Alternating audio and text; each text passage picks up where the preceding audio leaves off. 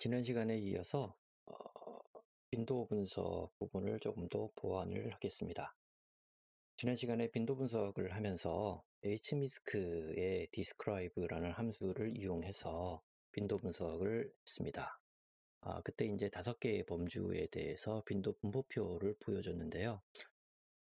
이제 이 describe를 사용하면 이제 기술 통계도 알 수 있고 빈도 분포를 보여줄 수 있다는 장점이 있는데, 또 한 가지 한계는 뭐냐면 이 Q50W1처럼 이 범주가 5개 정도인 경우에는 이제 빈도 분포를 보여주는데요.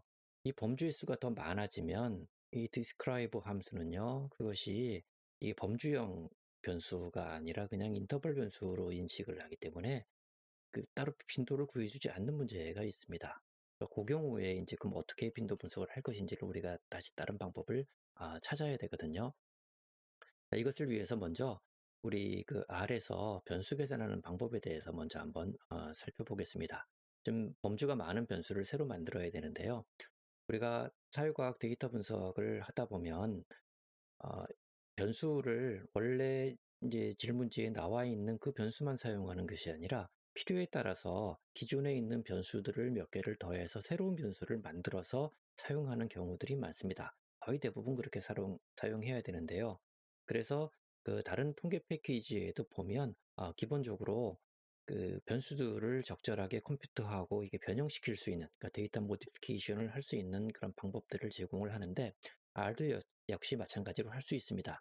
그렇지만 이 R이 이제 사용자의 어떤 편의성 측면에서는 상당히 많이 불편한 모습을 보이고 있죠. 왜냐하면 다른 통계 패키지들은 그냥 메뉴를 클릭해서 그냥 쉽게 쉽게 할 수 있지만, R은 대부분의 경우에 자기가 직접 입력해서 명령어를 해야 된다는 것이 사실 어렵기도 하고 쉽게 잊어버리기도 하고, 이것이 또 이제 진입장벽이 되는 경우들도 많은데요. 기본적으로 하는 방법을 보면요.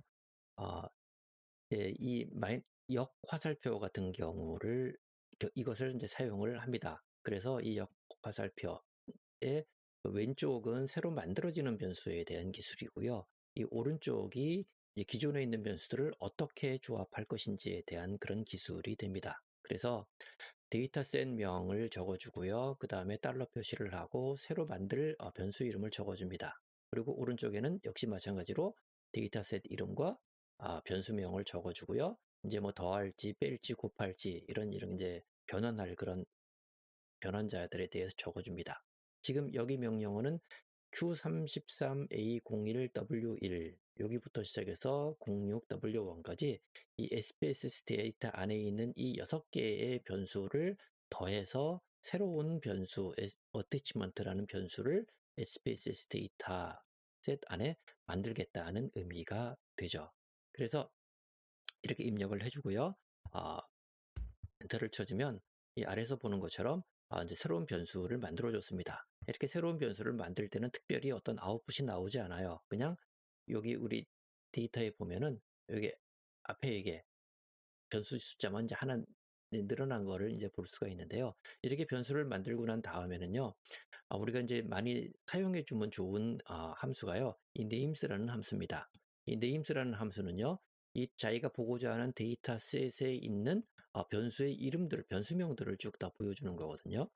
요거를 한번 이렇게 실행을 시켜보면요, 지금 여기 보는 것처럼 SPSS 데이터 안에 있는 변수명들을 이렇게 전부 다 보여줍니다. 우리가 앞에서 변수명이 SPS 데이터에는 49개의 변수가 있다고 그랬죠. 그래서 1번부터 시작해서 쭉 보여주는데요. 지금 여기 8은 제일 앞에 있는 이 변수가 8번째 변수라는 걸 의미를 합니다. 그래서 보면 우리 마지막에 어태치먼트라는 변수, 조금 전에 여기서 만들었던 변수가 여기 새로 생성된 거를 볼 수가 있고요. 이 names라는 이제 함수가 유용한 건 뭐냐면요, 우리가 앞에서도 얘기했던 것처럼 명령어를 R에서는 다 입력을 해줘야 된다고 그랬잖아요. 그런데 이 변수명을 일일이 쳐주는 것 자체가 이게 보통 귀찮은 일이 아닙니다. 변수명 자체를 다 외우고 이래 있어야 되는 경우들이 많기 때문에 그게 이제 치는 것 자체도 번거롭고 기억하는 것도 번거로운데요. 그럴 때는 이 네임스 함수를 이용해서요, 필요한 변수들이 있으면, 앞에서 이제 제가 이거 만들 때 사용했던 것도 뭐냐면요, 지금 여기서 여기부터 시작해서 공주까지 요거를 그냥 그대로 복사해서 위에다 갖다 붙인 다음에 쌍따옴표 없애고 더하기 만들고 이런 식으로 편집을 했거든요. 그런 식으로 활용을 하면 이 names 함수를 편하게 잘 활용할 수가 있습니다. 자, 이렇게 해서 이제 만들고요. 아까 얘기했던 것처럼 HMISC에서는 어떻게 나오는지를 한번 보면요. HMISC 디스크라이브를 실행을 시켰더니 이렇게 나옵니다. 아까는 이 부분에서 이제 빈도 분포가 나왔잖아요. 근데 이게 범주가 24개가 되다 보니까 그냥 6번 제일 낮은 숫자는 6, 카테고리 범주는 6이고 높은 건 30이야. 요 정도만 이렇게 보여주고요. 따로 이 각각의 범주에 대한 빈도 분포는 안 보여줘요. 그리고 이제 기술 통계만 이렇게 보여줍니다. 그러니까 막상 이제 빈도 분포가 필요한 경우에는 이걸 활용할 수가 없겠죠. 그때 이제 사용할 수 있는 함수가 sjmisc의 프리크라고 하는 함수입니다. 자, 이 함수를 이렇게 명령어를 해준 다음에 해주면요. 분석을 해주면 이런 결과가 나옵니다.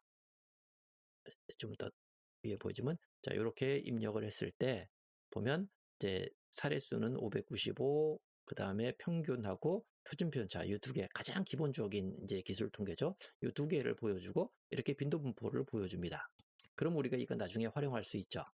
요거 어떻게 한다 그랬어요? 요거 그대로 복사를 해서 구글 스프레드시트로 가져가면 되겠죠.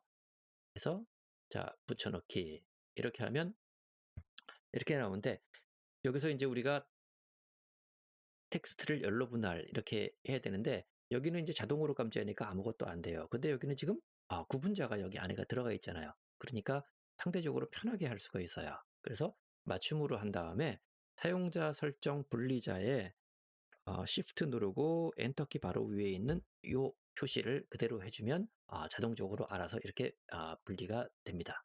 근데 이제 지금 여기 30의 요거는 지금 이제 필요 없는 부분이니까 삭제를 하고요. 아래로 내려보면 이 NA라고 있는데 NA라고 하는 말이 그 R에서는 이제 결집값을 의미합니다. 그러니까 미싱 밸류를 의미하는데 지금 여기는 미싱 밸류가 없죠. 그러니까 이것도 필요가 없으니까 이걸 삭제를 하고 그다음에 이제 필요하면 이제 이 부분을 복사를 해서 워드나 뭐 아래 한글로 가져가야 되면 표를 편집을 그대로 할 수가 있겠죠. 앞에서 얘기했던 것처럼 여기에다가 필요한 것만 한 셀로 몰아가지고 뭐 이 n 값과 그 다음에 뭐 퍼센트를 괄호로 넣어가지고 하나로 만드는 거는 concatenate라고 하는 지난번에 했던 그 함수를 이용을 하면 그렇게 만들어서 활용을 할 수도 있습니다. 자, 다음으로 볼 거는 지금 우리가 이제 빈도 분포 분석을 했던 거는요. 지금 한 변수들만 가지고 했잖아요. 근데 우리가 이제 한 변수만 하는 게 아니라 때로는 빈도 분석을 여러 개의 변수를 해야 되는 경우들도 있잖아요. 그 경우에 이거를 하나씩 하나씩 변수명을 바꿔가지고 다 할 수가 없잖아요. 그렇기 때문에 그 경우 어떻게 하는지를 보여주는 건데요. 앞에는 똑같은데요. 이제 뒷부분이 달라집니다. 하나일 때는 데이터셋 명을 해주고 달러 표시를 하고 변수명을 적어줬는데요. 여러 개를 할 때는 SBS 데이터 한 다음에 여기 중괄호를 해줍니다. 중괄호를 해주고 그 안에다가 C라고 하는 함수하고 괄호를 열고 난 다음에요. 그 안에다가 변수명들을 일일이 하나씩 하나씩 다 적어주면 돼요. 근데 C 안에 적어줄 때는 우리가 유의해야 될 게 뭐냐면 여기 색깔이 이제 이 녹색처럼 연두색처럼 되어 있잖아요. 안에다가 양쪽으로 이게 지금 텍스트라고 하는 걸 보여주기 위해서 변수명마다 양따옴표를 이렇게 붙여주면 굉장히 편해요. 근데 우리가 이걸 일일이 변수명을 이렇게 붙여갖고 입력하면 굉장히 번거롭잖아요. 그죠? 그때 어떻게 하면 된다고 했습니까? 앞에서 제가 names라는 함수 이용하면 된다 그랬죠. 자, 요거를 실행시키면 이렇게 나옵니다. 그럼 필요한 것들을 따옴표까지 양따옴표까지 그대로 복사해 가지고요.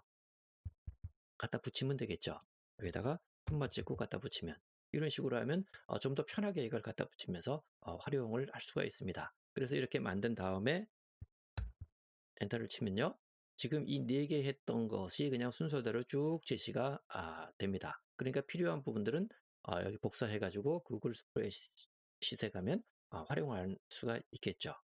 같은 방법으로 우리 기술 통계를 구할 때 기술 통계도 이게 하나씩 하는 게 아니라 몇 개의 기술 통계를 한꺼번에 구한다라고 할 때는요.